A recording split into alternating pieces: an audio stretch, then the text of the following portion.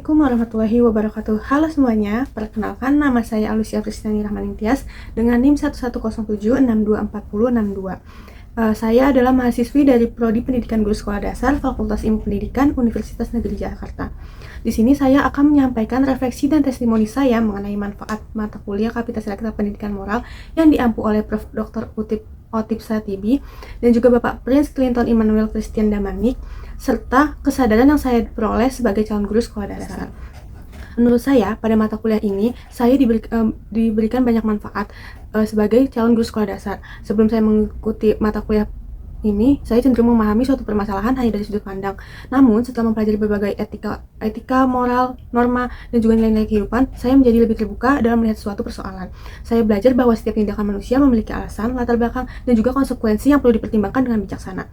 Selain mempertimbangkan pemahaman secara teoritis, mata kuliah ini juga memberikan saya kesempatan untuk menganalisis berbagai kasus yang sering terjadi di masyarakat.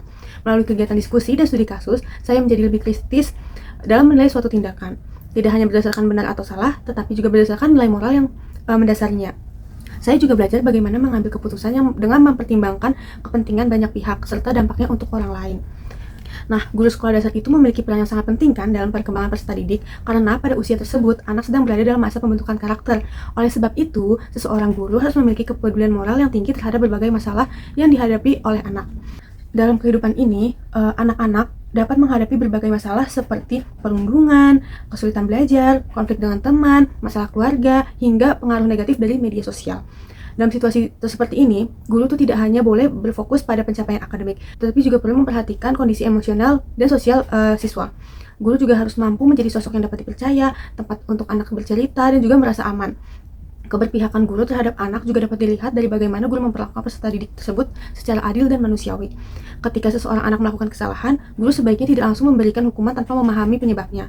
Sebaliknya, guru itu perlu mencari tahu latar belakang masalah tersebut dan memberikan bimbingan untuk membantu anak dalam memperbaiki perilakunya tersebut. Dengan pendekatan yang penuh empati, anak akan merasa aman, nyaman, dihargai, dan juga memiliki kesempatan untuk belajar dari kesalahannya. Sebagai pendidik, guru juga memiliki tanggung jawab moral untuk melindungi anak dari berbagai bentuk diskriminasi, kekerasan, maupun perlakuan yang merugikan perkembangan mereka. Sebagai calon guru, kesadaran untuk memiliki kepedulian moral terhadap peserta didik harus dibangun sejak masa perkuliahan ini.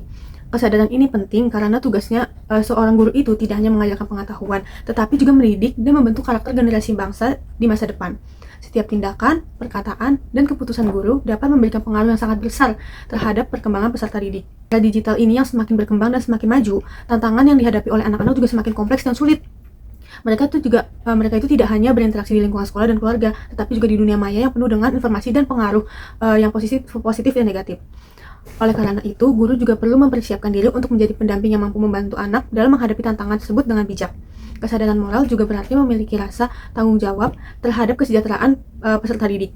Guru itu perlu memahami bahwa setiap anak memiliki karakter, kebutuhan, latar belakang yang berbeda. Dengan memahami keberagaman tersebut, guru dapat menciptakan lingkungan belajar yang inklusif, aman, dan nyaman bagi semua peserta didik. Selain itu, calon guru juga harus menjadi teladan yang dapat menerapkan nilai-nilai etika dan moral. Anak-anak itu cenderung meniru perilaku orang dewasa di sekitarnya, terutama guru yang mereka hormati kan. Oleh karena itu, sikap jujur, tanggung jawab, menghargai orang lain, dan peduli terhadap sesama harus menjadi bagian dari karakter yang ditunjukkan oleh seseorang guru dalam kehidupannya sehari-hari. Nah, kali ini saya akan membahas salah satu contoh kasus kebebasan bermedia sosial, yaitu satu contoh kasusnya itu yang dapat dikaitkan dengan pembahasan etika dan moral adalah fenomena hate comment atau komentar kebencian yang diterima oleh Julia Putri di akun Instagram pribadinya. Sebagai public figure di media sosial, Julia itu sering menerima berbagai komentar dari pengguna internet. Namun gak semua komentar tersebut berupa kritikan yang membangun, tetapi banyak juga komentar yang berisi hinaan, ejekan, bahkan serangan terhadap kehidupan pribadinya. Kasus ini itu menunjukkan adanya penyalahgunaan kebebasan berekspresi di media sosial. Pada dasarnya itu, setiap individu memiliki hak untuk menyampaikan pendapat dan memberikan tanggapan terhadap sesuatu konten. Akan tetapi, kebebasan tersebut harus diimbangi dengan tanggung jawab moral dan juga etika dalam berkomunikasi. Ketika seseorang menyampaikan pendapat dengan cara yang merendahkan, menghina, atau menyakiti orang lain, maka tindakan tersebut itu tidak lagi mencerminkan penggunaan kebebasan yang bertanggung jawab. Nah, kalau dari sudut pandang etika itu, perilaku tersebut seperti memberikan komentar kebencian itu tidak dapat dibenarkan karena melanggar prinsip kesopanan, rasa hormat, dan juga penghargaan terhadap sesama manusia gitu. Nah, etika itu mengajarkan bahwa setiap orang harus mempertimbangkan dampak dari perkataan atau tindakannya sebelum dia bertindak gitu. Meskipun dilakukan di media sosial ya, komentar yang ditulis tetap juga memiliki konsekuensi bagi orang yang menerimanya.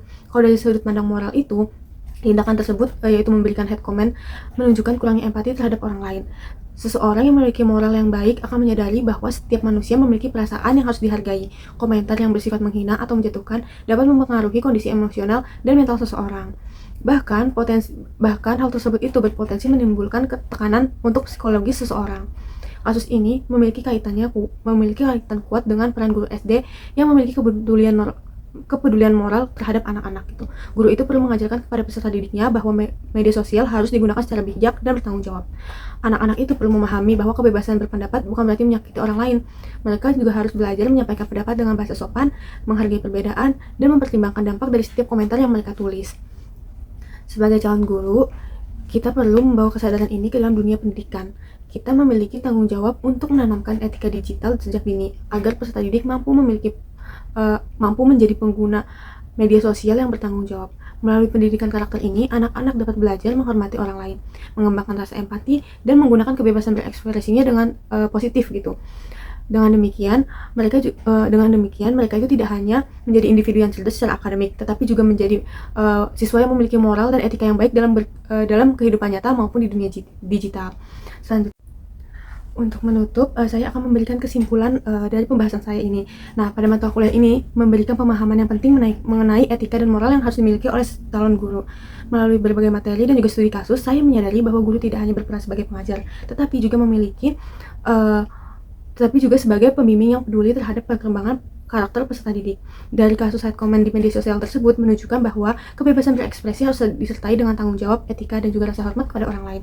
Oleh karena itu, kita sebagai calon guru perlu menanamkan nilai-nilai moral, empati, dan juga etika bermedia sosial kepada peserta didik agar mereka dapat menjadi pribadi yang lebih baik dan bertanggung jawab di dalam kehidupan nyata maupun di kehidupan digitalnya.